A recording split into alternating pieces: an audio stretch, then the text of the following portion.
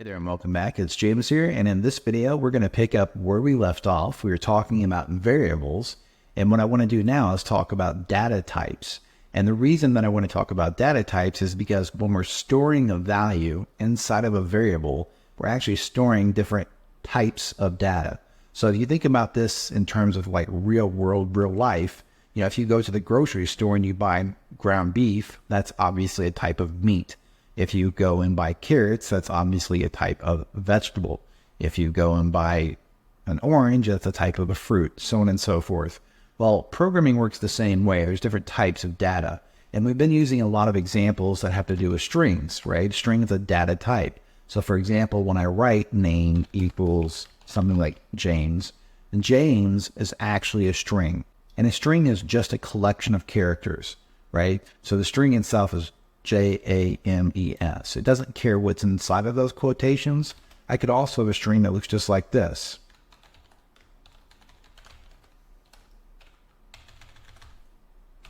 And again, 2222222 is a string because it's between these quotation marks.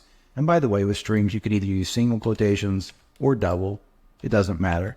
The key is they can't be mixed and matched, right? So if you start with a double, you got to end with a double. If you start with a single, you have to end with a single. And also, I would recommend staying consistent. If you normally use singles, stick with singles. Don't mix and match in different places throughout your code. So those are both examples of a string, okay? We've done a lot with strings in the code so far. Now what I want to show you is one of the neat things we can do with strings. And I'm going to use something called a for loop. I don't want you to worry too much about what this code is doing just yet. We'll talk about it, in later videos. But I'm going to say for letter in name print letter. And when I run this, you're going to actually see it break down this string into its individual pieces. So you can see James, all right? Or if I said for letter in my number, which is a little bit confusing because obviously my number doesn't have any letters, but it doesn't matter. You can run this, I get all those twos. Again, we're already talking about how for loops work later, but we could easily change this to something like this and get the same results, okay? So that's how a string works. It's just a collection of characters. That's all a string is. The next data type that I'm going to talk about is actually going to be something called an integer. And an integer is a number, okay? So for example, if I write my number equals 222, the thing is this here is not equal to this here. Even though they both say my number equals 222, this one has quotation marks, which makes it a string, and this one doesn't, which makes it an integer. An integer is just a number. So we could use that, for example, to do mathematical calculations. Now I'm going to change these variables just slightly so I can show you some differences between these two. So the first thing I'm going to do is run a program that tells me whether these two things are equal. Now I've already told you they're not, but I just want to show you that the code itself will also prove this point.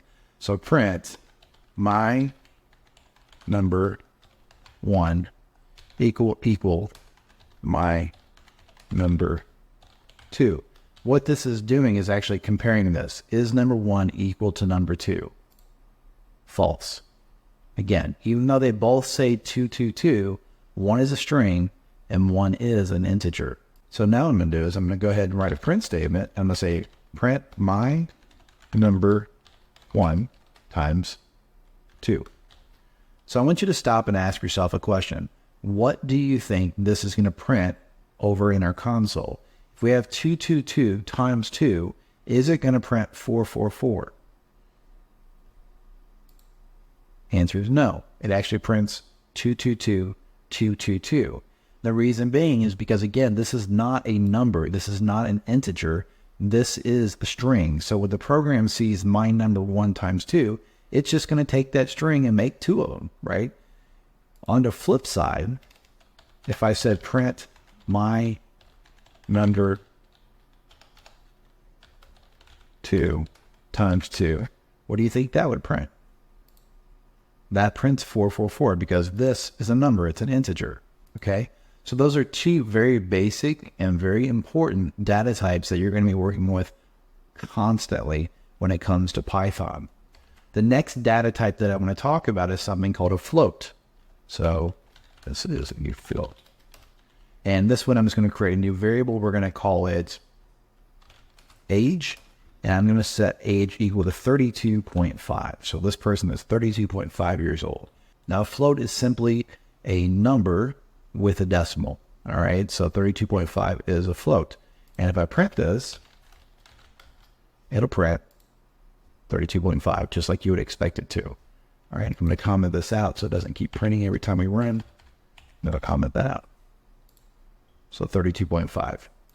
The nice thing about Python is it will actually tell you what data type you're working with if you tell it to. So I can say print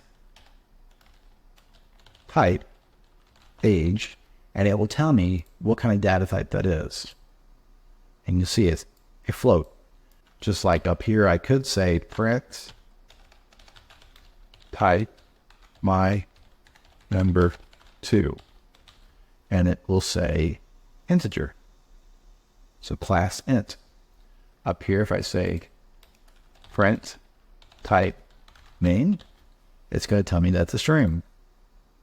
Class string, class int, class float. The next data type that I want to talk about is something called a list. And by the way, when we get into these following videos, we're going to talk about what you can do with all these data types. Right now, I'm just giving you an introduction to what they look like. So this is a list. And this list will say family equals Joe, Jill,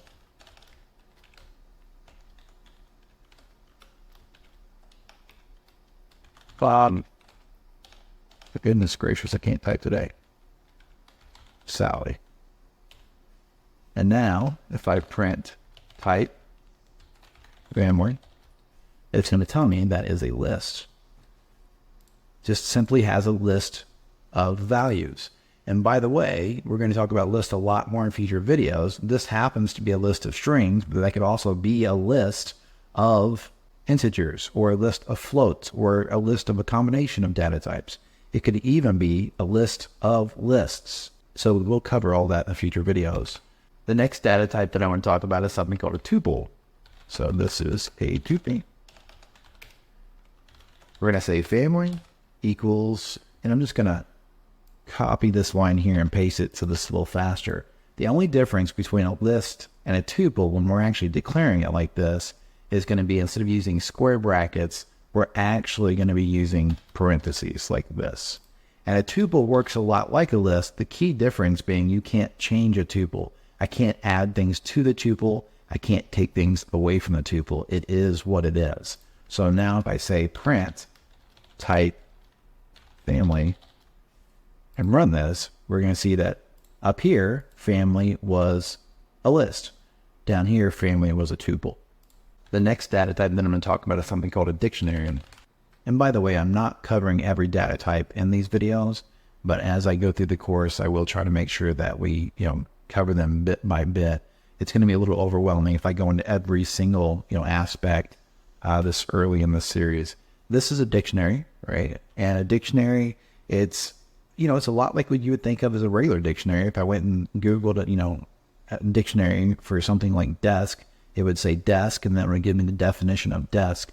So a dictionary in Python works, a lot like that. We have keys and we have values. So for example, I could say family ages equal, and then I'm going to open my dictionary with a curly bracket, and I'm going to say James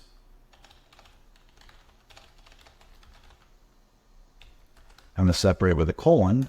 I'm going to say 39. And then I'm going to say Bob. I'm going to separate that with a colon, and I'm going to say 25. I'm just going to keep this short and sweet. I don't need this.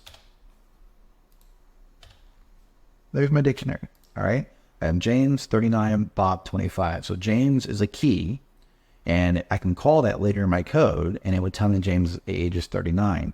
Bob is another key, and Bob's age is 25. So I have two actual entries in my dictionary: a key, a value, a key, and a value.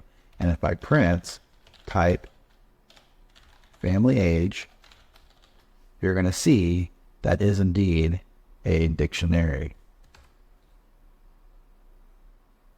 Well, family ages, I had a typo.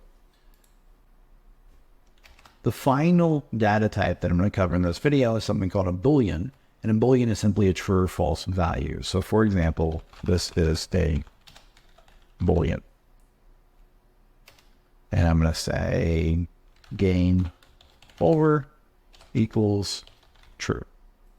And you'll notice that this is capitalized. True is capitalized.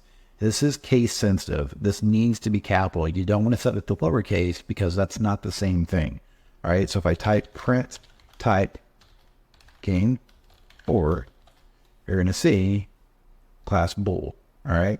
And again, if I change that to a lowercase t and run it, you're going to get an error because this has to be capital T. Just like if it's false, it has to be a capital F. So that's a list of the main data types that we're going to be covering at least earlier on in this video series. If we do get into more advanced type of stuff, that we might start talking about some other data types that are included inside of Python as well. But for the most part, this is going to give you everything you need to do pretty much whatever it is you're doing.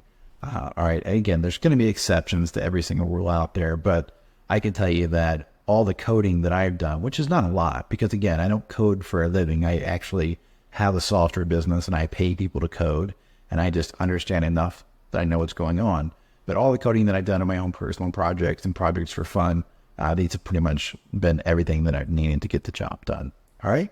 So I'm going to go ahead and wrap this video up there. As always, if you like the video, be sure and give it a thumbs up. Make sure you subscribe to this YouTube channel, and don't forget to leave me a comment below, even if it's just to say, hey, I enjoyed the video. The more comments I get, the more it helps with the YouTube algorithm, helps to reach, and obviously the bigger the channel gets, the more that I can do. The eventual goal with this channel is going to be that it makes enough revenue that I can hire some people to actually build some really cool software that I can then break down and we can build together on the channel so that you can get some real world experience. Get some graphics made where maybe we can make a few small games on the channel or some web-based software, that type of thing. So if you look forward to that type of stuff, definitely support the channel. All you need to do is hit that thumbs up, subscribe, and leave a comment.